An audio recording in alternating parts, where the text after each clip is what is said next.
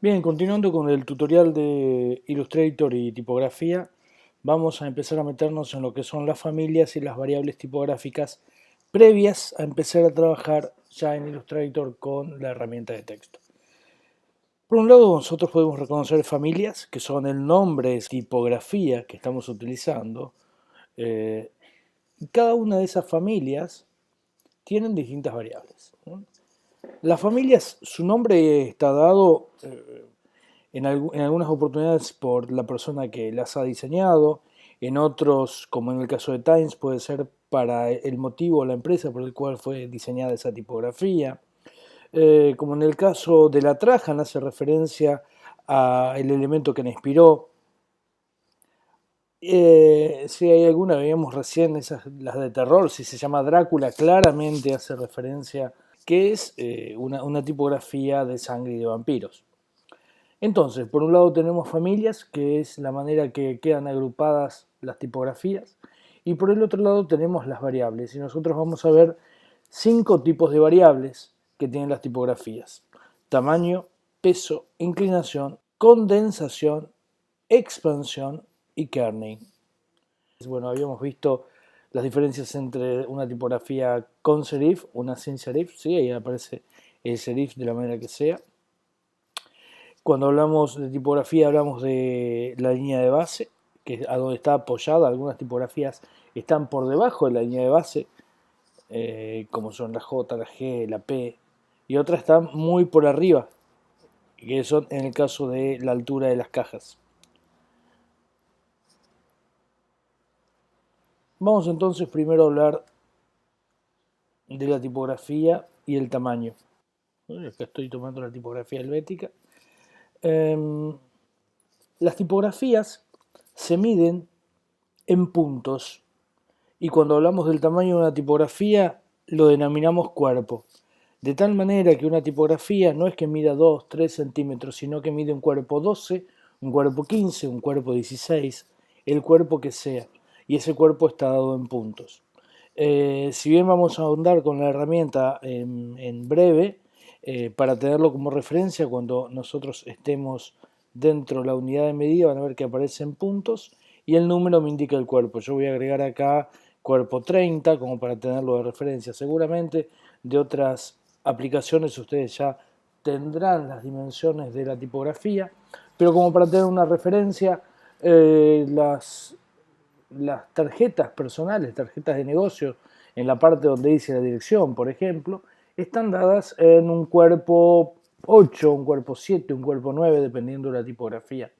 Un texto en un diario puede estar dado en un cuerpo entre un 9 y un 11, también dependiendo de la tipografía, y los títulos de ese diario pueden estar a partir de 24 a 36 hasta el tamaño que el diseñador lo decida. Entonces la primera variable es la de tamaño y la definimos como el cuerpo de la tipografía. La segunda variable que tenemos acá es la de peso, ¿sí? Y vamos a ver que una tipografía, aún dentro de la misma familia, puede ser más liviana o más pesada, llamándose peso. Acá voy a buscar la helvética.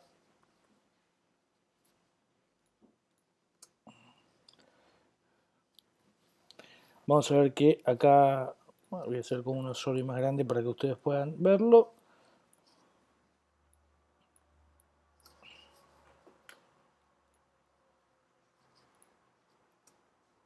¿Sí? Desde Light, de hecho, dependiendo la tipografía, nosotros vamos a ver la helvética Novie, por ejemplo. Tenemos una muy liviana que es la Thin, helvética Novie, acá está, sí, podemos tener las variables que son Thin, es decir, muy liviana, y Bold, muy pesada. Me está faltando una que, acá está, la hay aún más fina, sí, Thin, acá está. Light, ultralight, pueden ver los pesos, hasta algunas que son black o ultra black. Es la misma familia, el mismo cuerpo, pero distinto peso. ¿En qué está dado esto? La persona que lo diseñó, la empresa que lo ha diseñado, ha dibujado cada una de estas letras. No es que simplemente le han agregado contorno a la tipografía. Recuerden que todas estas tipografías, la gran mayoría son previas al diseño por ordenador, y pueden ver que no es la tipografía más gruesa. Hay distintos grosores entre los trazos ascendentes y descendentes que hacen del grosor de la tipografía. ¿Sí? Entonces, no es que tenga un grosor por afuera, sino que está diseñada esa tipografía para que tenga light o bold. Bien, dada la de peso, vamos a ir a la segunda variable, que es, como dice acá, es la variable de inclinación, la tercera variable, perdón. La tercera variable, que es de inclinación, es la que dice que una tipografía puede ser inclinada, ¿sí? Por ejemplo, black, italic, y vamos a llamar a esta inclinación una tipografía itálica o bastardilla. De igual manera, como lo decía recién, ¿sí? Voy a cambiar la tipografía para que se note aún mejor. Una tipografía itálica no es la misma tipografía inclinada. ¿Sí? No es que hemos tomado la herramienta de inclinación y le hemos inclinado algunos grados para que dé la sensación de itálica, sino que claramente ha sido diseñada cada una de las letras por separado para dar el sentido de inclinación. Pasamos a la otra variable, que es la de condensación y expansión. Voy a volver a Helvética y vamos a ver que algunas tipografías, y acá voy a venir con una Helvética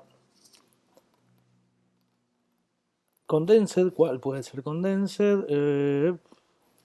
Sí, esta es una black condensada. Tenemos acá esta black y acá tengo la black condensada. ¿Sí? La letra está como aplastada. Claramente no es que se utilizó la herramienta de condensación para que esté aplastada, sino que se diseñó. Se nota con una tipografía está aplastada por software, porque por ejemplo lo pueden ver acá en la letra O, los grosores, ¿sí? Claramente el grosor lateral es el que se modifica y este queda intacto, con lo cual se nota que eso está fuera de proporción. Así como tenemos una tipografía que puede ser condensada, también vamos a tener tipografías que son expandidas. Expandidas son estiradas. ¿Sí? Por ejemplo, acá tenemos, hay una thin extended, ¿sí? Es la misma tipografía dibujada más estirada. En algún caso nosotros vamos a poder hacerlo tanto mecánicamente como a través de la herramienta de texto, poder estirar la tipografía, pero el resultado no es lo mismo.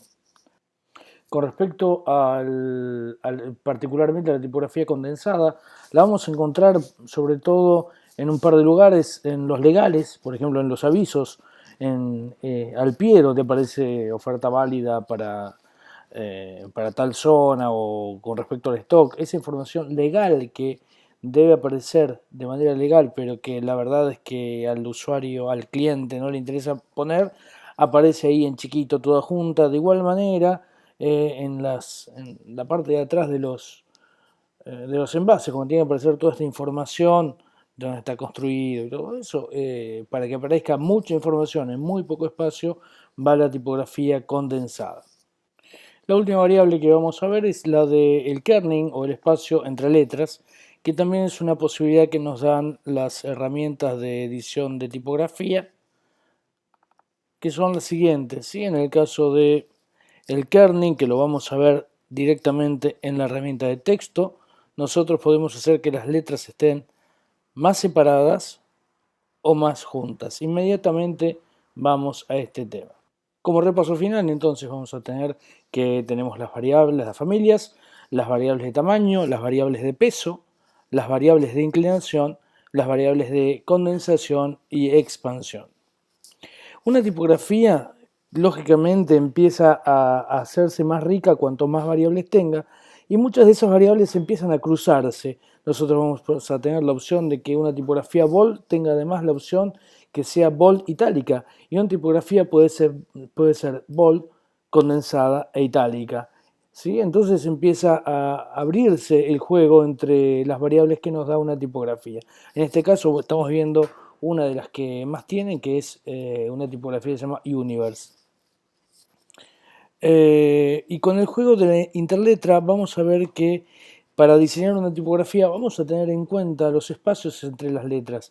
Los espacios entre las letras no son simétricos. No son simétricos. Prueben, por ejemplo, cómo queda el espacio entre una L mayúscula y una A mayúscula y entre una L y una T. ¿Sí? Las diferencias, una letra va a estar solapando la otra para que ópticamente se vea bien. Eso tiene que ver con el tracking y el kerning en una tipografía. Esto sería un plano general del mapa de una tipografía completa. Esto es, si nos ponemos a diseñar una tipografía, vamos a estar pensando en todos estos caracteres. En este caso, esta es porque además contiene caracteres de otros idiomas, como tenemos ahí en cirílico, en griego, pero aún más allá de esto, que esta es la versión completa con todos los iconos y los glifos, cuando diseñamos una tipografía vamos a tratar de diseñar completo el mapa. Este en cambio sería un mapa más acotado, teniendo en cuenta los caracteres de uso nuestro. ¿Por qué hago esto? Yo sé que ninguno se va a poner a diseñar una tipografía, pero sí le va a pasar que más de una vez va a descargar alguna tipografía, normalmente las de display, y se va a encontrar sin acentos, sin ñes, sin diéresis, sin cedilla, porque normalmente están diseñadas solo para una palabra o para un logo, y en líneas generales se han diseñado para el alfabeto anglo, que no tiene ninguna de estas variables. Entonces vamos a tener que a veces dibujar con Illustrator, inventar acentos, o la ñ o la cedilla. Un último tema con respecto a la tipografía. La tipografía también tiene una anatomía propia que tiene que ver con las partes que constituyen una tipografía. No vamos a abundar en esto, pero para que sepan que cada tipografía tiene elementos, algunos más obvios y otros más rebuscados, como para poder entender cómo está constituida.